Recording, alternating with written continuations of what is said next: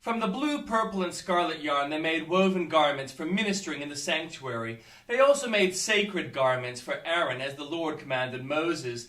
They made the ephod of gold and of blue, purple, and scarlet yarn and of finely twisted linen. They hammered out thin sheets of gold and cut strands to be worked into blue, purple, and scarlet yarn and fine linen, the work of skilled hands. They made shoulder pieces for the ephod, which were attached to two of its corners, so it could be fastened. Its skillfully woven waistband was like it, of one piece with the ephod and made of gold, and with blue, purple, and scarlet yarn, and with finely twisted linen, as the Lord commanded Moses. They mounted the onyx stones in gold filigree settings, and engraved them like a seal with the names of sons of Israel. Then they fastened them on shoulder pieces of the ephod as memorial stones for the sons of Israel, as the Lord commanded Moses. They fashioned the breastpiece, the work of skilled craftsmen. They made it like the ephod of gold and of blue, purple, and scarlet yarn, and of finely twisted linen. It was a square, a span long and a span wide, and folded double. Then they mounted 4 rows of precious stones on it. The first row was carnelian, chrysolite, and beryl. The second was turquoise, lapis, lazuli, and emerald. The third row was jacinth, agate, and amethyst. The fourth row was topaz, onyx, and jasper. They were mounted in gold filigree settings. There were 12 stones, one for each of the names of the sons of Israel, each engraved like a seal with the name of one of the 12 tribes. For the breastpiece they made braided chains of pure gold like a rope. They made 2 gold filigree settings and 2 gold rings, and fastened the rings of 2 of the corners of the breastpiece. They fastened the 2 gold chains to the rings at the corner of the breastpiece, and the other ends of the chains, the 2 settings, attaching them to the shoulder pieces of the ephod at the front. They made 2 gold rings and attached them to the other 2 corners of the breastpiece on the inside edge next to the ephod. Then they made 2 more gold rings and attached them to the bottom of the shoulder pieces on the front of the ephod, close to the seam just above the waistband of the ephod. They tied the rings of the breastpiece to the rings of the ephod with a blue cord, connecting it to the waistband so that the breastpiece would not swing out from the ephod, as the Lord commanded Moses. They made the robe of the ephod entirely of blue cloth, the work of a weaver, with an opening in the center of the robe like the opening of a collar, and a band around this opening so that it would not tear. They made pomegranates of blue, purple, and scarlet yarn and finely twisted linen around the hem of the robe, and they made bells of pure gold and attached them around the hem between the pomegranates. The bells and pomegranates alternated around the hem of the robe to be worn for ministering, as the Lord commanded Moses. For Aaron and his sons, they made tunics of fine linen, the work of a weaver, and the turban of fine linen, the linen caps and undergarments of finely twisted linen.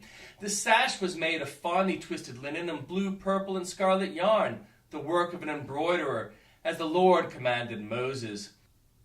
They made the plate, this sacred emblem, out of pure gold and engraved on it, like an inscription on a seal, holy to the Lord. Then they fastened a blue cord to it, attached it to the turban, as the Lord commanded Moses. So all the work on the tabernacle, the tent of meeting, was completed. The Israelites did everything just as the Lord commanded Moses. Then they brought the tabernacle to Moses, the tent and all its furnishings, its clasps, frames, crossbars, posts, and bases, the covering of ram skins dyed red, and the covering of another durable leather, and the shielding curtain, the ark of the covenant law with its poles and atonement cover, the table with all its articles, and the bread of the presence, the pure gold lampstand with its row of lamps and all its accessories, and the olive oil for the light, the gold altar, the anointing oil, the fragrant incense, and the curtain for the entrance to the tent, the bronze altar with its bronze grating, its poles and all its utensils, the basins with its stand, the curtain of the courtyard with its posts and bases, and the curtain for the entrance to the courtyard, the rope and tent pegs for the courtyard, all the furnishings for the tabernacle, the tent of meeting, and the woven garments worn for ministering in the sanctuary, both the sacred garments for Aaron the priest and the garments for his sons when serving as priests.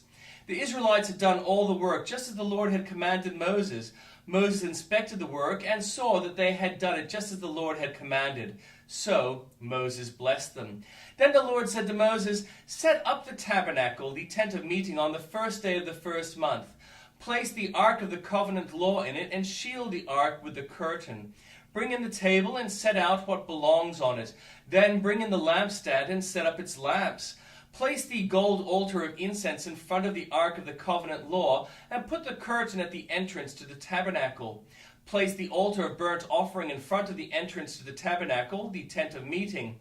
Place the basin between the tent of meeting and the altar, and put water in it. Set up the courtyard around it, and put curtain at the entrance to the courtyard. Take the anointing oil and anoint the tabernacle and everything in it. Consecrate it and all its furnishings, and it will be holy. Then anoint the altar of burnt offerings and all its utensils. Consecrate the altar, and it will be most holy. Anoint the basin and its stand, and consecrate them. Bring Aaron and his sons to the entrance to the tent of meeting, and wash them with water. Then dress Aaron in the sacred garments. Anoint him and consecrate him, so that he may serve me as priest. Bring his sons and dress them in tunics. Anoint them, just as you anointed their father, so they may serve me as priests. Their anointing will be to a priesthood that will continue throughout their generations." Moses did everything just as the Lord commanded him. So the tabernacle was set up on the first day of the first month in the second year. When Moses set up the tabernacle, he put the bases in place, erected the frames, inserted the crossbars, and set up the posts. Then he spread the tent over the tabernacle and put the covering over the tent, as the Lord commanded him. He took the tablets of the covenant law and placed them in the ark, attached the poles to the ark, and put atonement cover over it. Then he brought the ark into the tabernacle and hung the shielding curtain and shielded the ark of the covenant law as the Lord commanded him. Moses placed the table in the tent of meeting on the north side of the tabernacle outside the curtain, and set out the bread on it before the Lord as the Lord commanded him. He placed the lampstand in the tent of meeting opposite the table on the south side of the tabernacle, and set up the lamps before the Lord as the Lord commanded him. Moses placed the gold altar in the tent of meeting in front of the curtain, and burned fragrant incense on it, as the Lord commanded him. Then he put up the curtain at the entrance to the tabernacle. He set the altar of burnt offering near the entrance to the tabernacle, the tent of meeting, and offered on it burnt offering and grain offerings, as the Lord commanded him. He placed the basin between the tent of meeting and the altar, put water in it for washing. And Moses and Aaron and his sons used it to wash their hands and feet. They washed whenever they entered the tent of meeting or approached the altar, as the Lord commanded Moses. Then Moses set up the courtyard around the tabernacle and altar, and put up the curtain at the entrance to the courtyard. And so Moses finished the work. Then the cloud covered the tent meeting, and the glory of the Lord filled the tabernacle. Moses could not enter the tent of meeting because the cloud had settled on it, and the glory of the Lord filled the tabernacle. In all the travels of the Israelites, whenever the cloud lifted from above the tabernacle, they would set out. But if the cloud did not lift, they did not set out until the day it lifted. So the cloud of the Lord was over the tabernacle by day, and fire was in the cloud by night, in the sight of all the Israelites during all their travels. New Testament reading. Woe to you, teachers of the law and Pharisees, you hypocrites! You give 1/10 of your spices, mint, dill, and cumin, but you have neglected the more important matters of the law, justice, mercy, and faithfulness. You should have practiced the latter without neglecting the former. You blind guides, you strain out a gnat, but swallow a camel. Woe to you, teachers of the law and Pharisees, you hypocrites! You clean the outside of the cup and dish, but inside they are full of greed and self-indulgence. Blind Pharisee, first clean the inside of the cup and dish, and then the outside also will be clean. Woe to you, teachers of the law and Pharisees, you hypocrites! You are like whitewashed tombs, which look beautiful on the outside, but on the inside are full of bones of the dead, and everything unclean. In the same way, on the outside you appear to people as righteous, but on the inside you are full of hypocrisy and wickedness.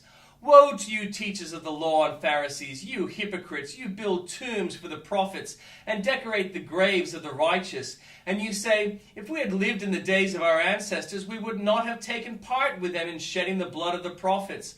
So you testify against yourselves that you are the descendants of those who murdered the prophets. Go ahead then, and complete what your ancestors started. You snakes!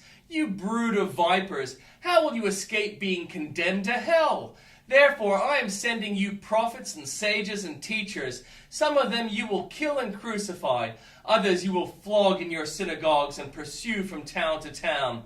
And so upon you will come all the righteous blood that has been shed on earth, from the blood of righteous Abel to the blood of Zechariah son of Berechiah, whom you murdered between the temple and the altar. Truly I tell you, all this will come on this generation. Jerusalem, Jerusalem, you who kill the prophets and stone those sent to you, how often I long to gather your children together as a hen gathers her chicks under her wings, and you were not willing.